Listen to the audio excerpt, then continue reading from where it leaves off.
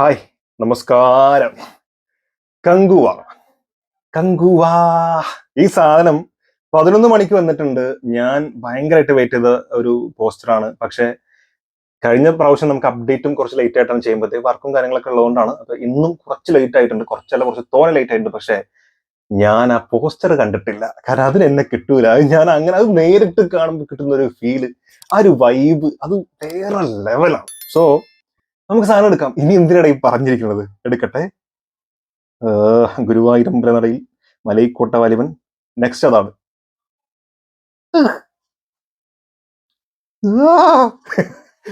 എന്താ പോസ്റ്റർ അല്ലേ? ഹോ ഹോ ഹോ. കങ്കുവാ. ഇത് ഇത് 24 ആ കഥാപാത്രമായല്ലോ. എന്റെ വാച്ച് താടാ. സോറി, എനിക്ക് ആ ലുക്ക് 24 ലുക്ക് ഇനിയിപ്പോ അത് തമ്മിൽ എന്തെങ്കിലും ബന്ധമുണ്ടോ? ശരിക്കും 24 അല്ലെങ്കിൽ മാസ് സിനിമയില്ല. 24 തന്നെ ആ വില്ലൻ കഥാപാത്രം ഉണ്ടല്ലോ, ഇവന്റെ അച്ഛൻ അല്ലെങ്കിൽ അച്ഛന്റെ ആ ഒരു ബ്രദർ, ആ ക്യാരക്ടർ പോലെ മുടിയും നൃത്തവും നോട്ടവും എല്ലാം അതുപോലെ തന്നെ. വ്യത്യാസം ഉണ്ടെന്ന് എനിക്ക് തോന്നുന്നത്, താടിക്ക് ചെറിയ വ്യത്യാസം ഉണ്ട്. ആൻഡ് കഴുത്തിലൊക്കെ എന്തൊക്കെയോ മാല കാര്യങ്ങൾ സംഭവങ്ങളൊക്കെ ഉണ്ട്. താഴെ വരുമ്പോ എന്റെ മോനെ, കങ്കുവൻ ഒരു രക്ഷയില്ല. സത്യം പറയല്ല, കങ്കുവനെ ബീറ്റ് ചെയ്യാൻ കഴിയില്ല മക്കളെ. അത് പ്രസന്റ് ലുക്ക് ഒന്നും ഒരിക്കലും ബീറ്റ് ചെയ്യുന്ന എനിക്ക് തോന്നുന്നില്ല. കങ്കുവന്റെ ലുക്ക് മാരക ലുക്കാണ്. ആ കൈ മതി, ആ കയ്യിൽ ആ സ്കാർസും, എന്തൊരു ഗംഭീരമായിട്ടുള്ള ഒരു ഘനഗാംഭീര്യം എന്നൊക്കെ നമ്മൾ പറയാം. അത് സൗണ്ടിലാണ് പറയുന്നത് പൊതുവെ, പക്ഷെ ലുക്കിലും അങ്ങനെ പറയാം. അത്തരത്തിൽ ആ നൃത്തം നോക്കിയത് നിങ്ങൾ, അത് മറികടക്കാൻ സൂര്യയുടെ മറ്റൊരു ക്യാരക്ടറിന് പോലും ചിലപ്പോൾ പറ്റുന്ന എനിക്ക് തോന്നുന്നില്ല. റോളക്സിന് പോലും ചിലപ്പോൾ ബീറ്റ് ചെയ്യാൻ പറ്റില്ല ലുക്ക് വൈസ്. ഞാൻ മേക്ക് ഓവറാണ് ഉദ്ദേശിക്കുന്നത് കേട്ടോ, അഭിനയം കൊണ്ട് അല്ല ഞാൻ പറയുന്നത്. ഒരുപക്ഷെ കങ്കുവിനേക്കാളും ടെറർ ആയിരിക്കാം ഈ പറഞ്ഞ 24 ലുക്കിലുള്ള ഈ കഥാപാത്രം. കാരണം പ്രസന്റ് ലുക്കിലെ ക്യാരക്ടർ, കാരണം ആ ക്യാരക്ടറിന്റെ നോട്ടം നോക്കി. ഈ അല്ല, നോട്ടം പറയുമ്പോ ഇതിനേക്കാളും ബെറ്റർ നോട്ടം ഉണ്ട്. കാരണം കങ്കുവൻ അതിന്റെ ഗ്ലിംസ് പറഞ്ഞ സമയത്ത് മറ്റേ അടുത്തിങ്ങനെ വന്ന് അല്ലെ, എന്താണ് സുഖമാ സൗഖ്യമാ അത് കഴിക്കുന്ന സാധനം ഉണ്ട്. അതെന്തായിരുന്നു, അതിനെ ബീറ്റ് ചെയ്യാൻ പറ്റും? കൊലക്ക പറ്റും. ഇയാള് നമ്മൾ പറയാറുണ്ട്, ഇയാള് കമ്പീറ്റ് ചെയ്യുന്നത് സ്വയമാണ്. അതായത് അപ്പം നമ്മൾ പറയില്ലേ, സൂര്യോട് തന്നെയാണ് കമ്പീറ്റ് ചെയ്യുന്നത്. ആൾക്ക് വേറെ ആരോടും മത്സരമൊന്നുമില്ല. പുള്ളിക്കാരനോട് തന്നെ കമ്പീറ്റ് ചെയ്ത് രണ്ട് കഥാപാത്രം വരുമ്പോൾ മറ്റേ ക്യാരക്ടറിനോടാണ് ഇയാൾ മത്സരിക്കുന്നത്. മത്സരിച്ച് അതിനേക്കാളും ബെറ്റർ ആക്കാൻ നോക്കുന്നു. അപ്പൊ ആ ക്യാരക്ടർ അതിനേക്കാളും ബെറ്റർ ആക്കാൻ നോക്കുന്നു. സോ സൂര്യോട് തന്നെയാണ് ഈ കമ്പീറ്റ് ചെയ്യുന്നത്. ആൻഡ് അത് പുള്ളിക്കാരന്റെ ഓരോ സിനിമയിലും നമുക്ക് കാണാനുണ്ട്. അതുകൊണ്ടാണല്ലോ നടിപ്പിൻ നായകൻ സൂര്യ എന്ന് പറയുന്നത്.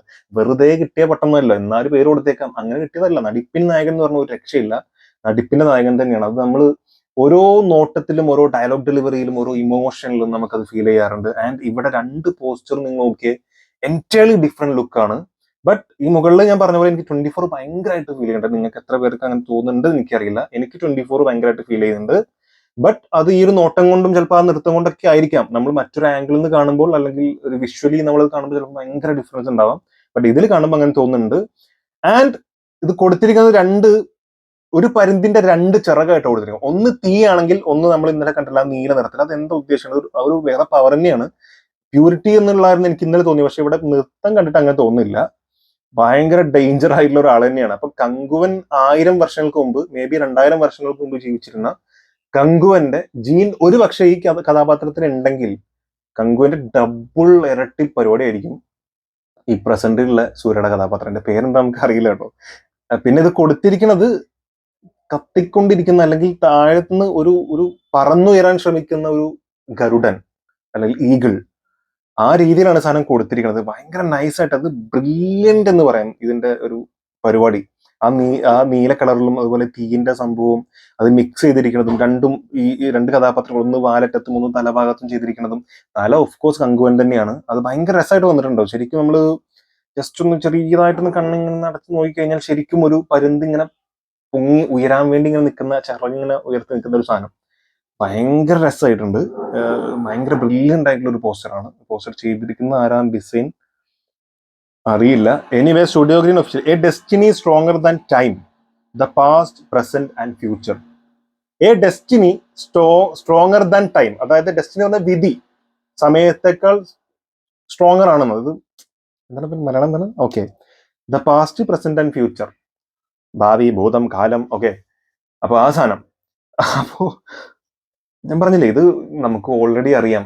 കുറെ വർഷങ്ങൾക്ക് മുമ്പ് നടന്നൊരു സംഭവം, പ്രസന്റ് നടക്കുന്ന സംഭവം, ഇത് രണ്ടും കൂടിയാണ്. കുറെ കാലങ്ങൾക്ക് മുമ്പ് ഉണ്ടായിരുന്ന ആ കങ്കുവൻ ഇതുമായിട്ട് കണക്ട് ചെയ്യുന്നതാണ് നമുക്ക് ഓൾറെഡി അറിയാം. പക്ഷെ ഏത് രീതിയിലാണ് ഇവർ ചെയ്യാൻ ഉദ്ദേശിക്കുന്നത് നമുക്ക് ട്രെയിലർ ഒക്കെ വരുമ്പോൾ ഏകദേശം മനസ്സിലാവുന്ന വിചാരിക്കാം. ഇല്ലെങ്കിൽ തിയേറ്റർ എക്സ്പീരിയൻസ് തന്നെയാണ്. ഇനിയിപ്പോ എത്ര കഥ മനസ്സിലായാലും എന്തൊക്കെ മനസ്സിലായാലും ഈ സിനിമയുടെ തിയേറ്റർ എക്സ്പീരിയൻസ് അതൊരു വേറെ ലെവല് സാധനമായിരിക്കും. ഇത് ആദ്യം അനൗൺസ്മെന്റ് സമയത്ത് വന്നൊരു സാധനമുണ്ട്, അതൊക്കെ സാധനമാണ്.